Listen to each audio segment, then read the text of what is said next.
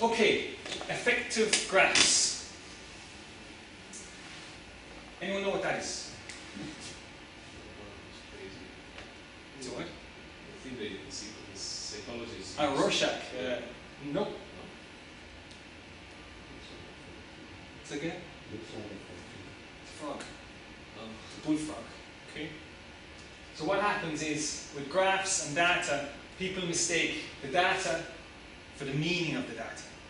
In a presentation, the main thing is you're presenting the meaning of this data, your interpretation of it. Okay? Because in presentations, it's about making meaning and arguments. For your papers, you present the data, so that people can sit down with a cup of coffee and spend an hour analysing it and doing the figures themselves. Okay? So, for graphs, I'm going to speak about the three-step rule.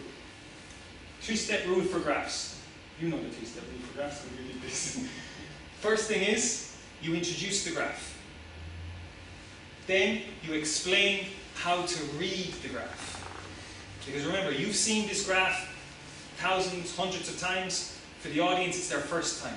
And it takes a little while to figure out how to read a graph. And then you interpret the graph. Okay? So, I'm going to show you a graph. I introduce it. This is audience interest during one of my workshops. Level of interest is on the vertical axis, and time of day is along the horizontal axis. Now you know how to read it. Then I'm going to explain. As you can see, level of interest is high in the morning. It dips just before lunch. It's very high after lunch, and then it dips towards the end of the day.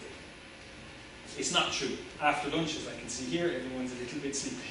Okay? So now I've explained the graph, and now the key thing is this. I have to interpret the graph. I can't just leave it like that, because there are many interpretations. My interpretation, after lunch, interest is really high. And now I have introduced, explained, and interpreted the graph. Unfortunately, what happens a lot is people introduce graphs, they don't tell people how to read them, and they've moved on before people have figured out what the graph is about. Okay? So, we must interpret the graph.